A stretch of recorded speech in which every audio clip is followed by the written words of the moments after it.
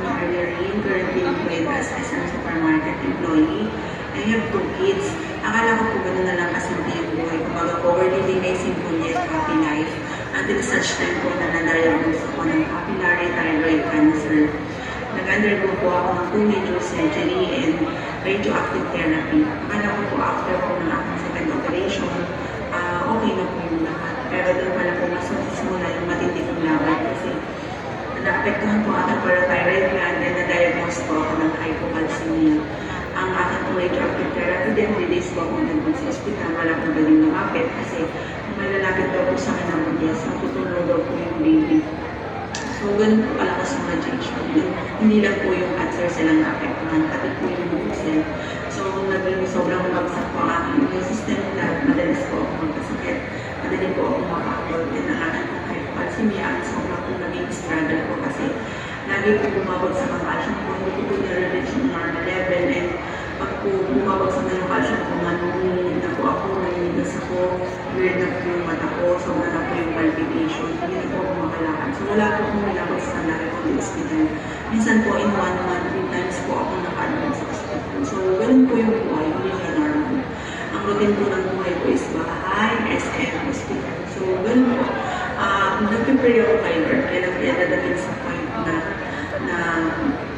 gigising ako sa umaga and matutulog ako sa una. Hindi ko kailangan mag-take ng gamot kasi dumating ako sa point na every 2 hours kailangan ko mag-take ng 1,000 mg ng calcium. Even po natutulog ako, kailangan ako mag-alert.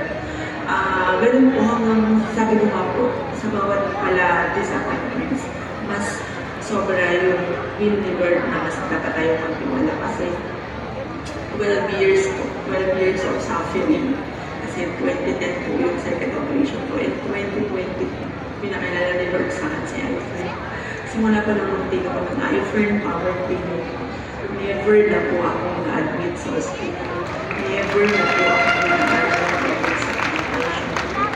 Sobra po akong thankful kay Lord kasi binigyan niya ako ng wisdom na maniwala at i-embrace ang product na pinapresent sa akin ako. Grateful din po ako kasi pagdating ko po sa doktor ako, kasama po yung iFern Power Pill sa kanilang reseta.